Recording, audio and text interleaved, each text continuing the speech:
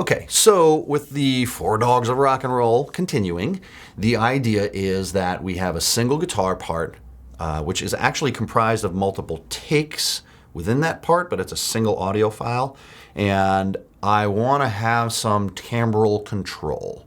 I showed you how to do it with the multipressor or a multiband compressor tool. Great advantages. You can slice up the frequency tones. You can mix them based on the output gain of each of the bands. You can control the width of the bands, be very detailed about the amount of frequencies that belong in each band. You can do the same thing in this other technique with EQ. Now I'm foregoing the dynamics here. I'm not going to compress these parts. Again, the compression was sort of an extra benefit. I wasn't using the multipressor as a compressor. I was using it as an EQ. In fact, a multiband EQ, not a compressor. So what I'm going to do is try to port over the EQ concept into this technique. Now what happens here is I copy the actual audio file. So this file is this file is this file is this file. These are actually the same file as that one. So all I've done is option drag them down so that each piece of audio occupies its own track, its own lane. And I organize these together into a track stack so that I can control them with one button and one fader slide. In fact, this is going to be called Four Dogs. Now, the concept is the same. I've got a growl, a roar, a bark, and a bite. Except now all I'm doing to achieve that is EQ. So here is my growl EQ. Here is my roar EQ. And let me get this out of the way. Put this over here. Thank you very much. Here is my bark EQ. And then the bite EQ. So as you can see, it's a combination in all of them of filtering and parametric boosting. Parametric boosting up in the top end. In this case, it looks like it's about 7,500. This is 6,500, right down there, 6,500 hertz. And it's fairly wide. I'm not looking for any particular tone. I'm looking for a group of tones. And here in the bark, I've got that one at 65. That's actually a bite. Let me go through each one here. Bark is focusing currently at 900 hertz. And I think that's fair, anywhere from 800 to 2K. 2K starts really getting into byte territory. I'm looking for things around 1K, 1.5K, say 800 to 1.2, 1.5. You'll want to play with it to see where the actual tone is. If you get into roar, I'm employing a high pass and a low pass. This being the low pass, this being the high pass. So it's effectively a band pass, and the middle is focusing at 670. So not very far away are bark and roar from each other. And that's because I really want to focus in on the three tones. So I said before that this part is made up of a 1, a 5, and a 9 intervals in the guitar. So it's C sharp, G sharp, and then D sharp. So if the bark is getting the D sharp and some of the G sharp, then I want the roar to get the G sharp down to the C sharp. So between them, they're getting all the notes no more than 1 or 2 octave spectrum, really focusing on where the guitar is strongest. And then, of course, our friend Growl down here. I've got a high pass and a low pass also. This one's really far down, filtering out at 85 hertz and then boosting directly after it here at 106. So just trying to get rid of all the thumpy noise below 80, but really focus on the lowest fundamental of the part. And by the way, I'm doing this a little bit by ear. You don't have to. In future tips, I'm sure you'll hear me talk about the musical EQ, which I'm sort of loosely basing that on. If you go to Google and type in pitch to frequency, a bunch of different websites show up. I use the first one. It's the Peabody. And if you click on it, it just gives you this beautiful matrix of octaves and notes and frequencies. So we're in C sharp. I should probably be focusing at 35, 69, 139, 278, 554. So if I'm looking to pull up C sharp on any of these sounds, those are the frequencies I'm going to focus in on. Like I said, I just kind of went by ear here, but let's see how close I am. I had one at 6,500. Well, guess what? 6,600 is G sharp. So I'm pretty pretty close to that fifth in this particular case. It's not a bad idea to kind of bulk it in by ear and then go into a chart like this, compare the two tones, make sure that you're sort of as close to the real fundamental as possible. With guitar, it's a little funky because even though I tuned to C sharp in this one, it might have been a little bit north or south of C sharp. I didn't do it to a tuning fork. So guitars, you know, pitch is relative. Sometimes your ear might be the best tool, but for other tools or for other parts, synths, MIDI parts, etc., this is a really handy chart to get started in finding your frequencies. But getting back to the dogs here, let's just kind of solo these through. Here is my Growl. Helps if you actually open up the part.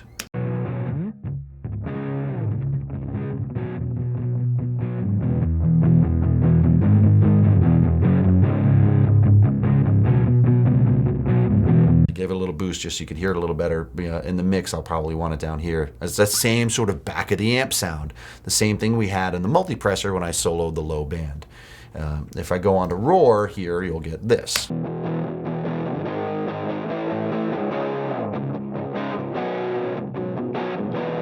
Really focusing in on the fundamental of the part. And then here is bark.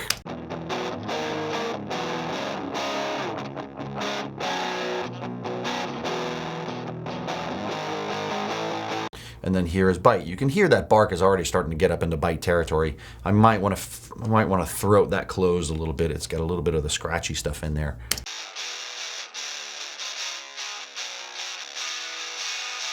Sounds awesome. That's kind of like my dog Snowy. She's a Pomeranian Maltese mix. She's about this big and about 3 pounds soaking wet. So it's that little tiny little dog. It's a small dog with little tiny teeth.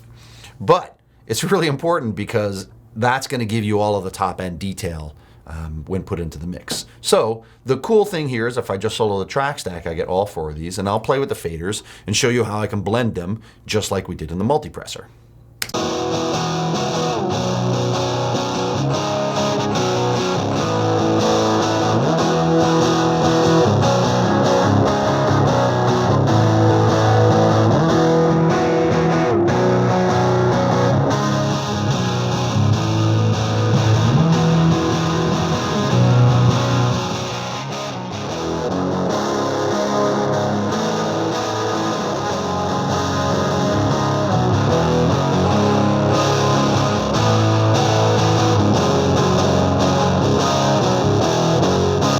Now, if you start finding that there's too much accumulation in some of the mid-range, which I'm starting to find here, if I get into my bark sound, which is at, let me see if I have the right channel here. Let's make sure.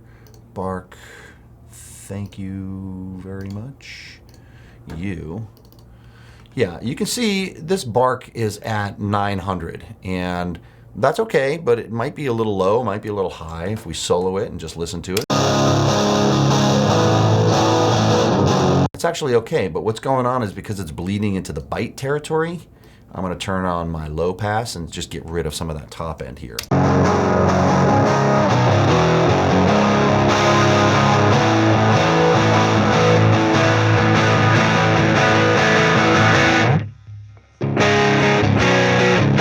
Now, I said before I might want to focus in on D sharp, and what I do is take a look here, and I'm somewhere around 1.8K.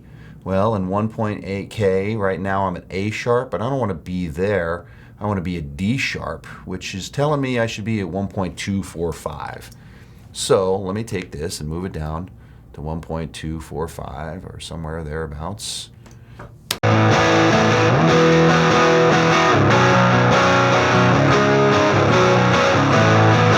Sure enough, sounds good. Doesn't always have to be perfect, but definitely a good idea to work that way.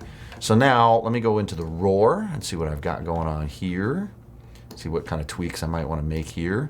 Because, you know, if there's a lot of accumulation of mid-range, that means there's 2 things boosting in the same territory, and I might just have too much mid work. So I'm going to see if I can move this down.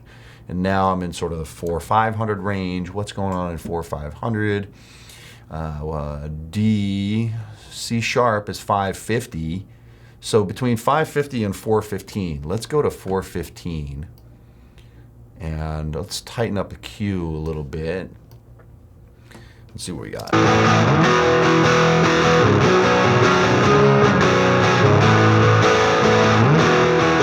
And to compare that to 550,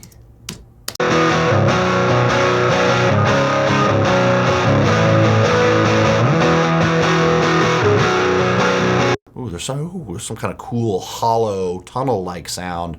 I'm liking it 415. You don't like it, you go to 550. That's fine. So I'm going to leave it in there. Maybe a little much. Maybe I'll turn it down a little bit. And now I'm going to go back in and reblend my guitars.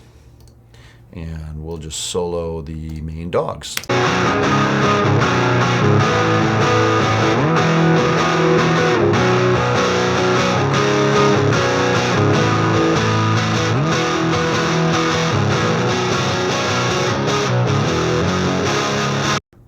So I have a lot of control, but honestly, stop that.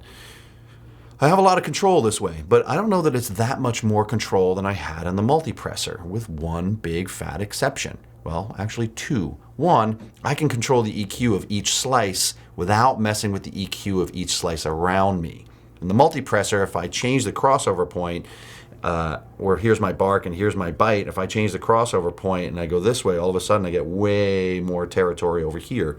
It goes from being really thin to being really thick, and so all of a sudden the frequencies of one are affected by the frequencies of the other. Here I don't have that. I have 4 individual silos of sound. I can mess with them in any which way I want without messing with the tones of the others. All I have to do is blend the faders. The other big advantage is that if I want, and I'm only doing a little tiny bit of it here, is I have stereo, because I have each part. Now, is each part an actual stereo file? Sure, but Logic's one of those cool tools where it doesn't really care. I can take an overall pan and pan the stereo spectrum one way or the other. For example, what I was doing before I kind of liked is I took my bark and my roar and I panned them a little bit left and right. What this does is, instead of being up the middle where the snare is, where the kick drum is, where the vocal's going to be, where the lead's going to be, it just sort of starts putting them off to the sides, and now it could leave, hopefully, a little bit more room for detailed perception of the kick and the snare.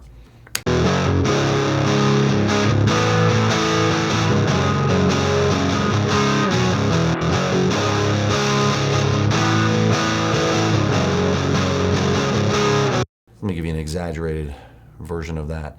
And then what I'll do is I'll open up the drums too and play it from the beginning and see if I can collapse down the stereo image of the two parts and see what happens.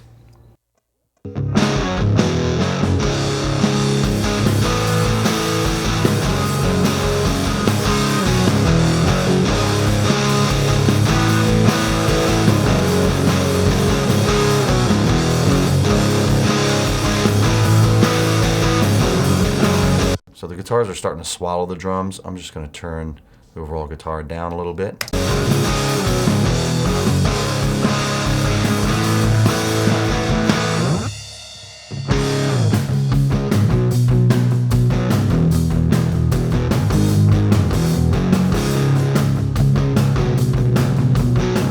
So I give the kick a little boost. I'm not going to give the snare a little boost. I know I'm peaking a little bit, but that's okay. I'll fix that later.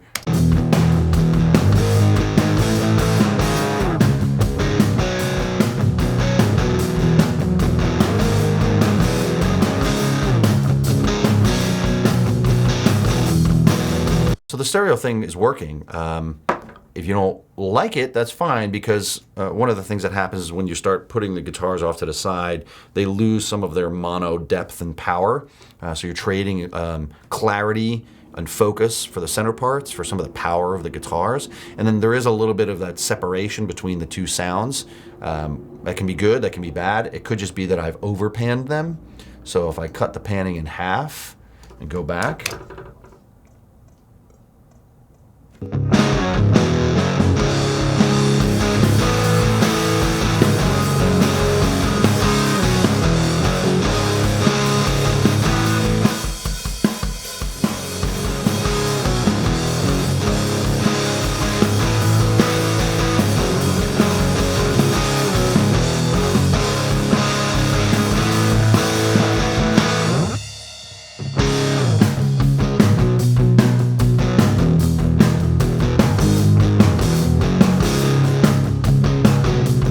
that's totally working for me. I got a little of the dump, a little call and bam, bam, a little call and response between the two sides of the speaker. I can't do that in the multipressor because it's all in one tool and you can't take the bands and pan them out. So this is a potential advantage of using this technique versus the other one.